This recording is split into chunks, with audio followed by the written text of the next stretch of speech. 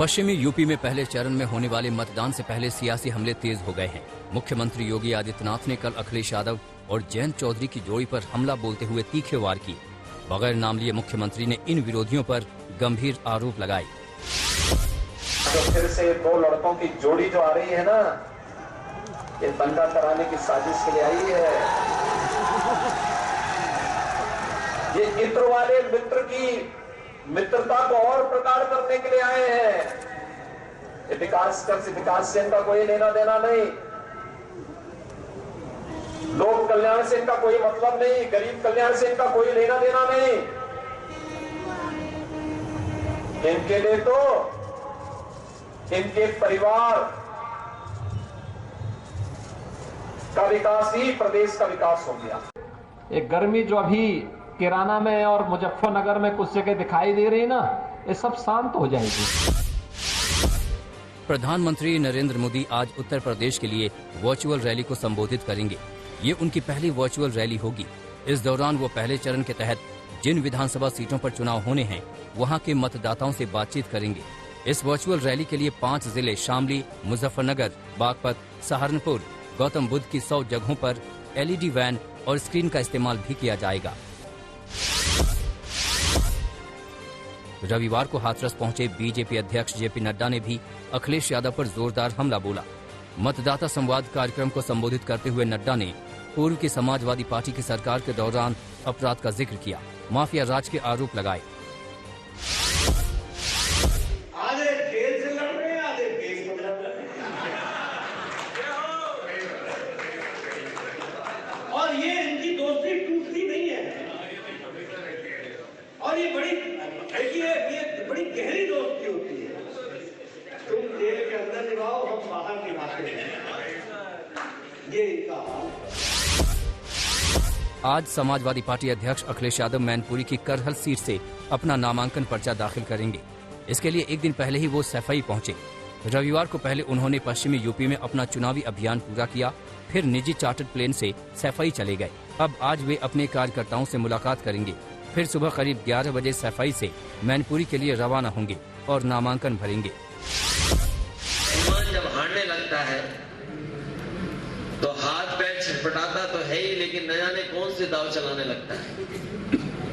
Bharatiya Janata party का कोई दाव किसान नहीं चलने दे रहे हैं, गरीब नहीं चलने दे रहे हैं।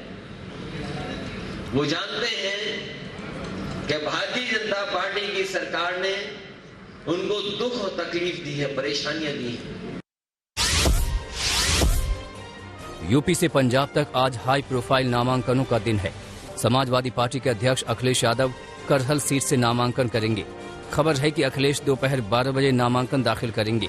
पंजाब के CM चन्नी भी आज नामांकन दाखिल करेंगे। चन्नी 2 सीटों से लड़ रहे हैं। राहुल गांधी के एक बयान के बाद अब एक बार फिर हिंदू और हिंदुत्ववादी के नाम पर जंग छिड़ गई है। राहुल ने लिखा, एक हिंदुत्ववादी ने गांधी जी को गोली मारी थी। सब हिंदुत्ववादियों को लगता है कि गांधी जी नहीं रहे। जहां सत्य है वहां आज भी बापू जिंदा हैं। राहुल पिछले कुछ दिनों से हिंदुत्व, हिंदुत्ववादी, हिंदू, हिंदूवादी जैसे शब्दों को सियासत में इस्तेमाल कर रहे हैं, मगर राहुल का ये ट्वीट बीजेपी को चुभ गया। बीजेपी ने राहुल के बयान पर तीखी प्रतिक्रिया दी। संबित पात्रा ने आरोप लगाया कि राहुल ने तय कर लिया है कि वो हर मंच से हिंदुओं का अपमान करेंगे। दुख के साथ कहना पड़ रहा है कि राहुल गांधी जी कहीं न कहीं ये हिंदू बैशिंग करके एक सैडिस्टिक प्लेजर का अनुभव करते हैं। कहीं न कहीं हिंदुओं के खिलाफ ट्वीट करना, उनके खिलाफ बोलने से उनको एक परम आनंद की अनुभूति होती है। राहुल जी, आप जिस शिद्दत से, जिस परिश्रम से ये हिंदुओं के खिलाफ आप अनर्गल ट्वीट करते रहते हैं, जिस परिश्रम और शिद्दत से, अगर उसके 1/4 परिश्रम आप जमीन पे करें तो हो सकता है इन 5 राज्यों के चुनाव में कोई 3-4 सीट आपको कहीं से मिल जाए। बीजेपी ने बहस को नया मोड़ दे दिया। राकेश सिन्हा ने कहा कि जब गांधी को एक बार मारने की कोशिश नाकाम हो गई थी तो नेहरू ने गांधी की सुरक्षा क्यों नहीं बढ़ाई। पंडित जवाहरलाल नेहरू प्रधानमंत्री के रूप में उनकी सुरक्षा को बढ़ाने का काम क्यों नहीं किया? जो जानकारी मिली उस पर सरकार ने क्या काम किया? तो क्या गांधी की हत्या नाथूराम गोडसे के द्वारा की गई थी या इसके पीछे कोई बड़ा षड्यंत्र काम कर रहा था गांधी को हटाने का? हत्या की जो जांच हुई है वो गोडसे केंद्रित हुई है। जितनी जांच होती है वो हत्यारा केंद्रित होने के साथ साथ परिस्थितियों पर भी केंद्रित होता है। परिस्थितियों को नजरअंदाज किया गया और हत्यारे को सामने रखकर जांच की गई। गृह मंत्री अमित शाह ने गोवा में पार्टी के लिए प्रचार किया। सनवोर डे में उन्होंने एक रैली को भी संबोधित किया। इससे पहले शाह ने साई मंदिर में पूजा आराधना भी की। शाह के साथ प्रचार अभियान में गोवा के सीएम प्रमोद सावंत भी थे।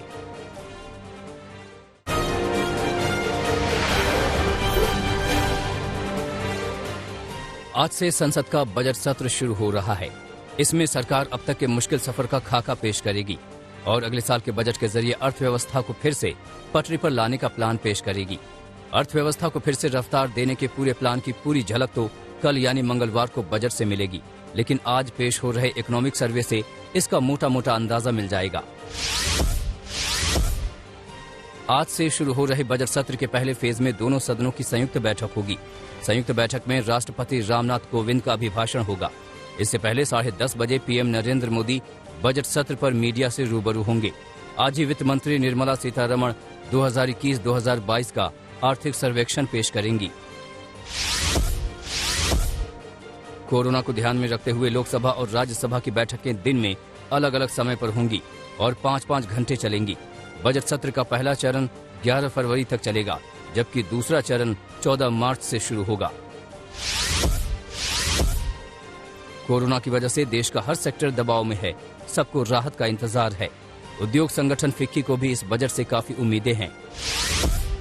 हमें उम्मीद है कि ये आने वाली बजट ग्रोथ ओरिएंटेड होगी और फिक्की की तरफ से यही एक्सपेक्टेशन है कि ये 3 बकेट में यानी कि रिलीफ, रिकवरी और रिफॉर्म में इस बजट को देखा जा सकता है। तो रिलीफ मेजर्स जैसे कि मनरेगा आउटले को बढ़ाया जाए और अर्बन पुअर के लिए भी कोई स्कीम लाया जाए, उनको सपोर्ट जहां से मिल सके। और इंडस्ट्री की बात किया जाए तो एमएसएमईज को खास करके सपोर्ट की ज़रूरत है, क्योंकि वही हमारी इकोनॉमी की एम्प्लॉयमेंट जनरेशन मशीन कहा जा सकता है।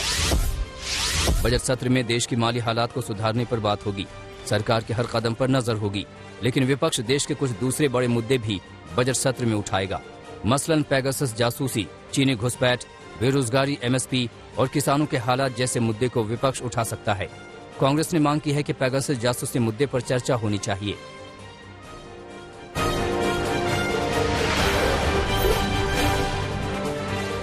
कांग्रेस ने पंजाब के लिए 8 और उम्मीदवारों की लिस्ट जारी की है। पंजाब के मुख्यमंत्री चन्नी 2 सीटों से चुनाव लड़ेंगे।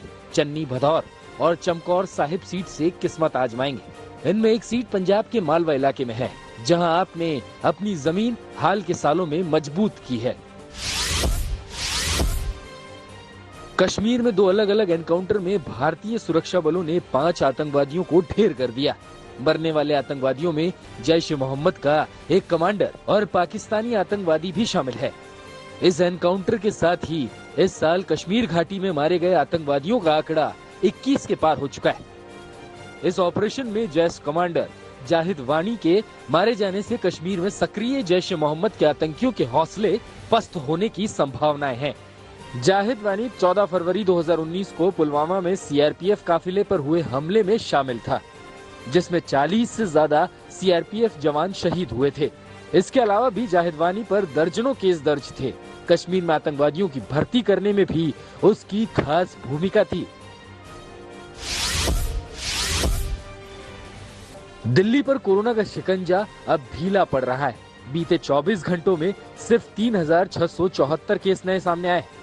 पॉजिटिविटी रेट भी घटकर करीब 6.25% हो गई।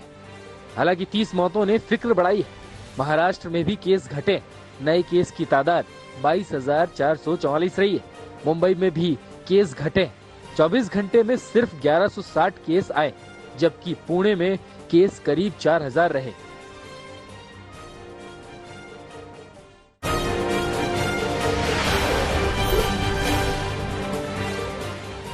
बिहार के सीतामढ़ी में जमीन कब्जे के विवाद के बाद मौके पर पुलिस पहुंची। तभी कुछ बदमाशों ने पुलिस टीम पर हमला कर दिया। इस हमले में एक पुलिसकर्मी गंभीर रूप से जख्मी हो गया। 3 अन्य को भी मामूली चोट आई। हमले के बाद आरोपी भाग गए। हालांकि बाद में पुलिस ने छापेमारी कर 2 आरोपियों को धर दबोचा। पुलिस के मुताबिक सभी आरोपियों की पहचान कर ली गई है। कानपुर में बस हादसे में 6 लोगों की मौत हो गई। यह हादसा उस वक्त हुआ जब एक सिटी इलेक्ट्रिक बस और ट्रक की भिड़ंत हो गई। पहले तो बेकाबू बस ने कई लोगों को टक्कर भी मारी थी और फिर हादसे में 3 लोगों की मौके पर ही मौत हो गई। बाद में 2 और लोगों ने जान गंवा दी। पुलिस का कहना है कि आरोपी ड्राइवर बेकाबू रफ्तार से बस दौड़ा रहा था, उसी वजह से हादसा हुआ। उसके बाद वो फरार हो गया।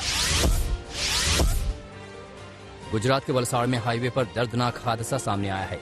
सूरत से तेज रफ्तार गाड़ी डिवाइडर से टकराने के बाद सामने से जा रही एक ट्रक के साथ टकरा गई, जिस वजह से वो 5 से 7 फीट तक हवा में उछल गई।